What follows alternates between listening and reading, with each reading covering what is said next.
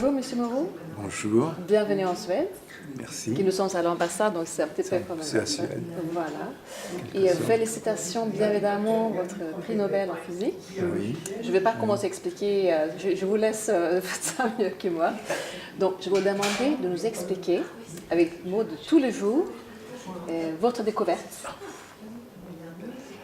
Écoutez, finalement c'est très simple. Bien évidemment, oui. C'est très simple. Donc, il s'agit donc du laser. Et ma découverte a trait à l'augmentation de la puissance des lasers. Vous savez que les lasers sont quand même des faisceaux lumineux qui sont très très puissants. Mais ceux que j'ai inventés sont infiniment plus puissants que ceux qu'on a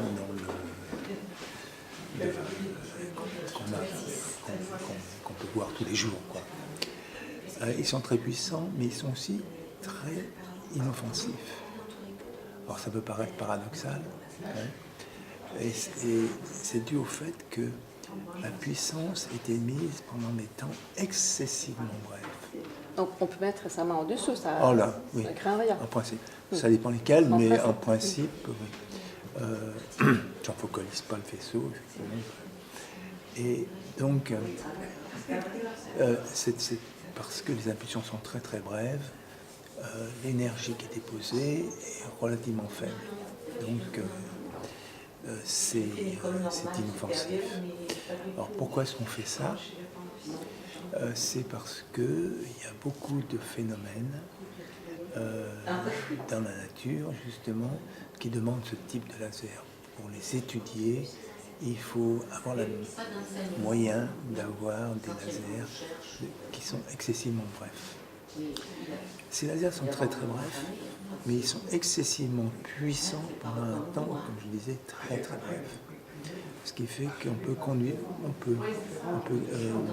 pendant des temps très très brefs, on peut recréer des événements qui se trouvent dans le cosmos, par exemple, dans les black holes, dans les étoiles, des choses comme ça. On pourrait créer un trou noir, en fait. On pourrait recréer l'équivalent d'un trou noir.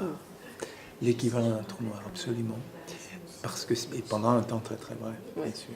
Un temps très bref, c'est quoi? C'est microsecondes? Oh non, c'est 1/1000e de microseconde. Ah oui. Voilà, c'est très bref. C'est ce que j'appelle très bref. Oui. Et en fait, maintenant, on est encore en train de travailler sur des impulsions qui sont encore plus brèves, beaucoup plus brèves. C'est 1/1000e de milliardième de seconde. Et chaque fois qu'on fait ça, chaque fois qu'on réduit la durée de l'impulsion, on augmente sa puissance crête.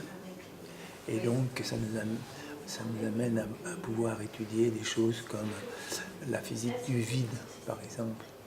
Le vide qui n'est pas vide. Hein.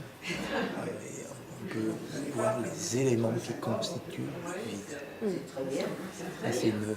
C'était un grand challenge, etc., et qu'on va arriver à maîtriser.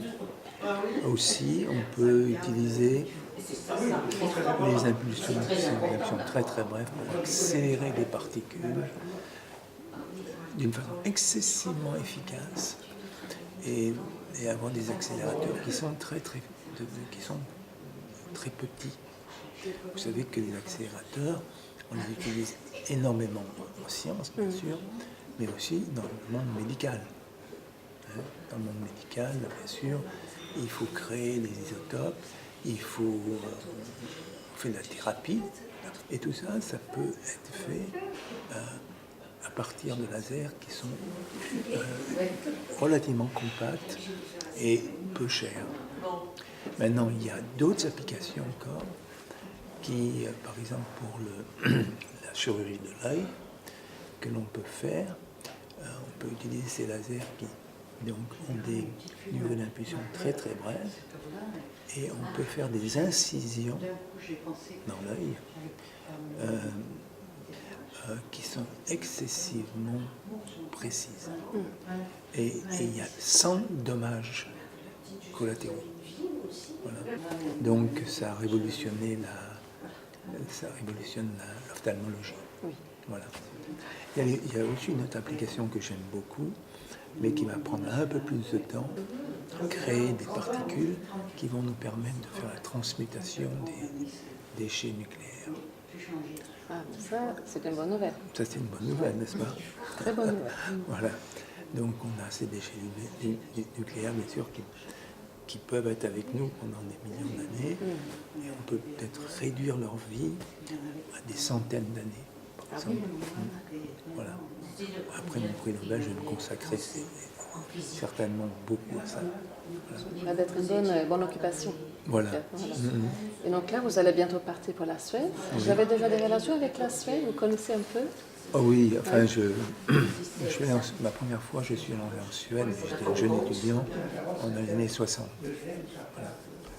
Vous conduisiez du mauvais côté de la route. Exactement, oui. Non, plus, j'ai beaucoup d'amis, des amis qui travaillent dans le même domaine où je travaille, c'est-à-dire avec des impulsions très très intenses, pulsées, etc., très courtes. Et j'ai beaucoup d'amis qui travaillent notamment à Lund. Oui. Donc la Suède, c'est un pays que je connais assez bien. Voilà. C'est beaucoup d'échanges en fait. On a eu beaucoup d'échanges, oui, absolument. Donc vous connaissez quelques mots en suédois? Skål. C'est un bon début. Parce que nous avons préparé un petit cours intense, quelques mots-clés pour vous, pour votre départ. Vous êtes d'accord pour les apprendre là? Absolument. Et maintenant? Maintenant, oui. Oh là là. Ouais. On se lance?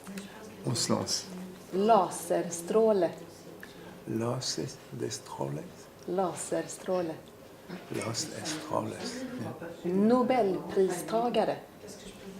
Nobelpristagare. Magnifique. Et je pense qu'on va faire une dernière, après on va s'arrêter. On va s'arrêter, oui. Faut que je regarde moi aussi. Högintensitetslaser. Intensity laser. Ouais, on va dire que c'est bien. C'est ma collègue qui a préparé la liste, elle était méchante, je trouve. Puisque nous avons la chance d'avoir 2 prix Nobel ici, aujourd'hui. Merci beaucoup, M. Tanuji, d'être là. Prix Nobel physique en 97, si je ne me trompe pas. Vous avez quelques petits conseils à votre confrère? D'avoir du courage et de se préparer parce qu'on est après assailli par une multitude d'invitations. Il faut essayer de régler ça de manière sérieuse. Ah oui, un petit cours suédois intensif là, quelques fois. Et vous me donnerez votre mais oui, tenez, papier. Voilà, comme ça vous pouvez les répéter à la maison. Et votre expérience en Suède, c'était bouleversant. Merveilleux. Vraiment, je dis c'est un conte de fées. J'imagine que vous avez fait des rencontres aussi lors de la cérémonie que vous gardez encore toujours.